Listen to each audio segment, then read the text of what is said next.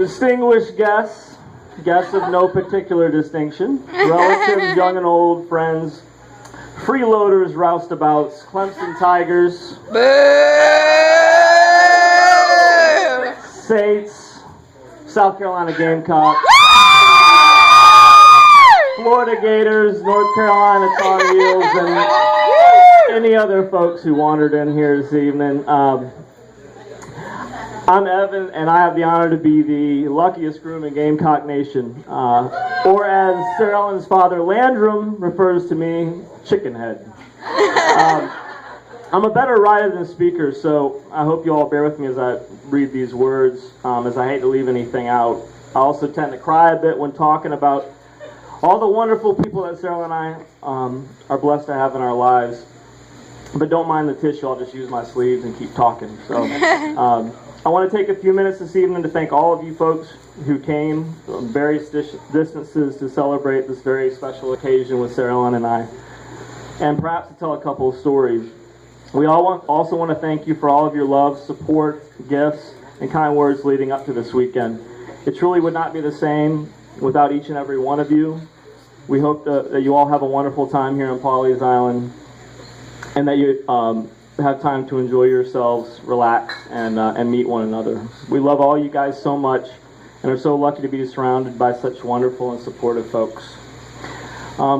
I'd first like to thank the bridesmaids and groomsmen for participating in our wedding. I count some wonderful friends amongst the groomsmen here tonight.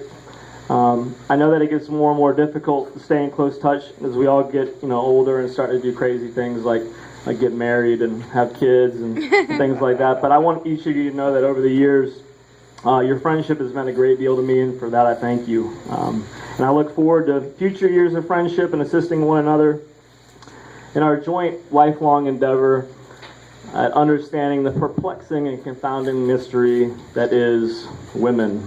And to the bridesmaids, well, just look out for the groomsmen.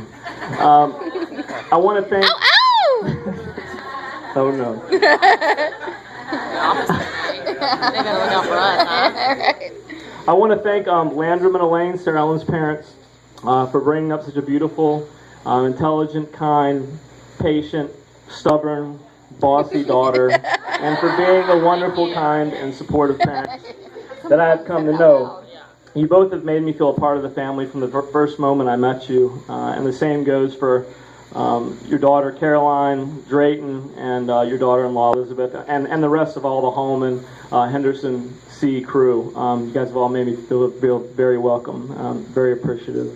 I also want to thank you for all the time and hard work that you all invested in what is going to be a wonderful ceremony and reception tomorrow, and I look forward to our family sharing a lifetime of fun and football together.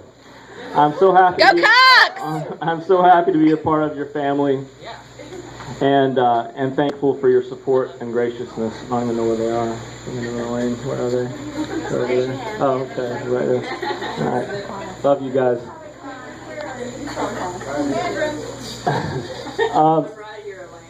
I want to thank my mom and Frank for their love and support over the years, and for putting together this wonderful event this evening for Sarah Ellen and I.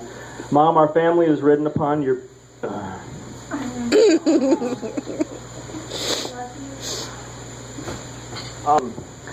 our family is ridden upon your back, upon the back of your indomitable spirit for all these years. You're the most amazing person I've ever known and my greatest champion. And I want to thank you for being the shining example of strength, kindness, compassion, and thoughtfulness that has shaped me into the man I have become. You've always been there for me through thick and thin, well, mainly thick, if I'm being honest.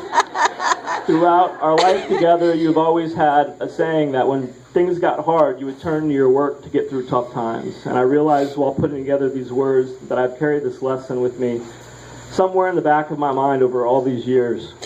When the going get tough, the tough get going. And I believe this lesson is also applicable to relationships and marriage. When things get truly difficult in a relationship, it is time to get to work on the problem and on communicating and fixing what is wrong. No difference in love than in life. There's no question that I would not be here today without yours and Frank's enduring love, support, and tolerance throughout the years, and it's been a heck of a journey, and I love you both. I'd also like to acknowledge my wonderful sisters, Laura and Anna. Anytime I've needed you guys, you've been there for me without question or complaint. And thank you also both for helping put together this wonderful rehearsal dinner. Laura's artistic talent knows no bounds, and whether it is working endlessly by hand to make the beautiful decorations and flower arrangements you see around you tonight, helping design my law practice logo and website at a most crucial time, I am so lucky to have her and her wonderful family in my life. I'd also like to thank Laura's children, my niece and nephew, Lila and Ashton, for participating in our wedding, doing such a wonderful job today, and for being such little, wonderful little bundles of joy, innocence, and amusement. And just a quick story to illustrate my sister Anna's kind and beautiful spirit. When she was a little girl, probably around 5 years old, I woke up one morning and came down at the kitchen, and on the table were 4 dinner plates, with napkins serving as doilies, with wine glasses neatly filled with chocolate pudding, and sprigs of lettuce on the plate as garnish, and little notes on the plates telling us how much she loved us. Anna, you've always been full of these heartbreaking, sweet gestures, and I love you for it. I'd also like to acknowledge my brother, Ross Lakey, who passed away a little over 11 years ago, and whose spirit I carry with me every day. Everything I've ever done good or accomplished in my life has been done in quiet honor of his memory and spirit. He was a good time Charlie, as they say, in whose absence this weekend the bridesmaids are safer and the bartender's less busy. I miss you, brother. All right. I want to thank my father and Diane for coming all the way from St. Louis and for their help in making this evening happen as well.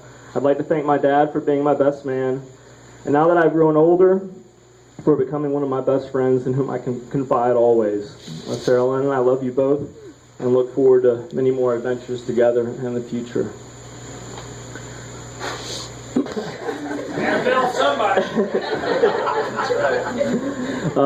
Finally, I'd like to talk about the most important person here today, the star of the show, my beautiful bride-to-be, Sarah Ellen. As a little bit of background, Sarah Ellen and I first met with the assistance of our wonderful friends who are here with us tonight, Chad and Francis Clark Johnston. All right. Francis Clark had been trying to set us up for almost 2 years, but we were both busy wasting our time with other folks while simultaneously Facebook stalking each other. Finally, after about 2 years being single again, I was on the internet. And though I rarely use Facebook, a little Facebook update popped up in the corner of the screen and said that Sarah Ellen Henderson was up here in Litchfield, and I sent her this quick chance message. It might be the first time I've used Facebook for that purpose, and telling her to come down to Charleston, to meet. And turned out that Francis Clark was with her, and she came down, and we met, and the rest is history, as they say, but in this case it was also the beginning of our future together. Other than the obvious fact that she is beautiful both inside and out, I truly admire Sarah Ellen's indomitable spirit, determination, and sense of adventure, the latter of which we share. A few months after we started dating, I took her up to my family's mountain house in Tennessee, and in Evan's Chevy Chase and National Lampoon-like determination to make everything a great adventure, as some of my groomsmen will acknowledge, I decided to make a mountain bike trip out of it. We ventured out from the house to a trail that I had been to years earlier, and folks, if you haven't been in this part of Tennessee, it's very steep terrain. We strapped on our helmets, took the bikes off the truck, and turned to the task ahead. The conversation went something like this. Sarah Ellen said, "Wow, that looks really steep." And I said, "It'll just make it that much more fun coming down." After about 30 minutes, mostly pushing our bikes in the summer heat up this god-awful hill, we realized this was not exactly what we had in mind and decided to turn around. I hopped on my bike and zipped down the trail, bouncing all over the place, came to a stop at the first bend on the trail, and turned to watch Sarah Ellen's descent. And what a descent it was. Sarah Ellen got on the bike and started down, and after about 50 feet, her tire got caught in a rut, and she bit it. I mean, she crashed hard. I thought about walking up there to, assist her or offering some words of encouragement. But she was up and back on the bike in a flash.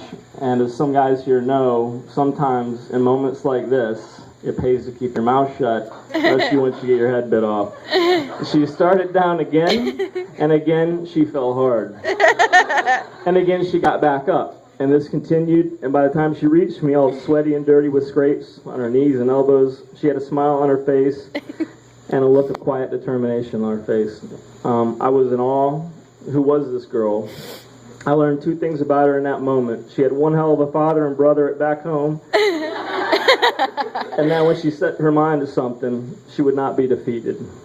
Well, fast forward a year or so, different adventure, same determination. This time, Sarah Ellen perhaps not so quiet. We were on a ski trip in beautiful Whistler, British Columbia, and we were on our third day of snowboarding. And I decided...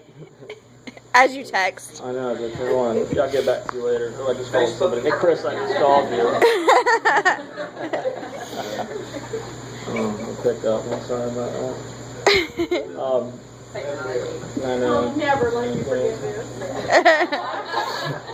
I wanted to take Sarah on this run that I had been to the year before. After we got off the chairlift, wait, that ain't right. Oh, that's right. Take her on this run that I'd been to the year before. After we got off the chairlift and boarded down to the trailhead, the conversation went something like this.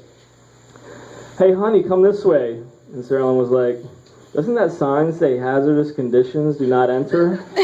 And I said, oh, don't worry. That's just what they put there to keep folks off the fresh snow.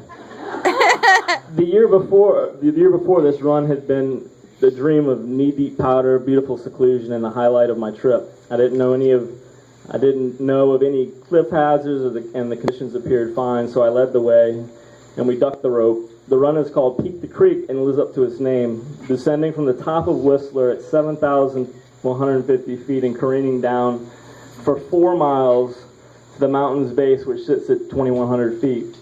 Overall vertical descent of 5,000 feet with no outlet. Once committed, there was no way to go but down.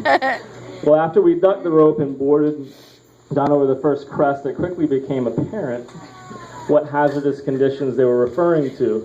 The run quickly morphed into an ice field of waist-high moguls, moderately steep, but iced over snow with the consistency of a hockey rink, and just as slippery. It was miserable going. Half the time sliding over the ice in our rear ends and half the time picking ourselves up off the ice. Again, Sarah Ellen determined, but not so quiet in her displeasure. It quickly became one of those situations where you find yourself thinking, what have I done? And Sarah Ellen really wanted to know, what had I done? But I told her, look, I'm sorry, this is where we are. There's nothing we can do about it now, but help one another and get down this thing. And after convincing her that a helicopter rescue was not feasible, we made it to the bottom, after breaking up about 5 times before we reached it. And after all the struggle, there was shelter, hot chocolate, and cookies waiting for us. And we love some cookies, and they tasted especially good after such an ordeal. And looking back, I think this may have been one of the best lessons for marriage we have shared together.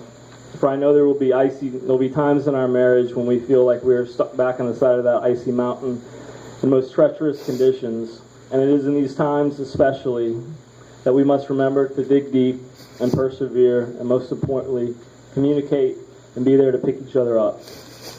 And if we can remember to do that, we can conquer anything. And there will always be something sweet and lasting waiting for us at the end of our struggles. Sarah Ellen, you've changed my life and have made me happier than I've ever been. I love you so much. I'm so lucky to be marrying you tomorrow and can't wait to spend the rest of my life with you. And with that, please raise your glass. To my beautiful bride to be, Sarah Ellen.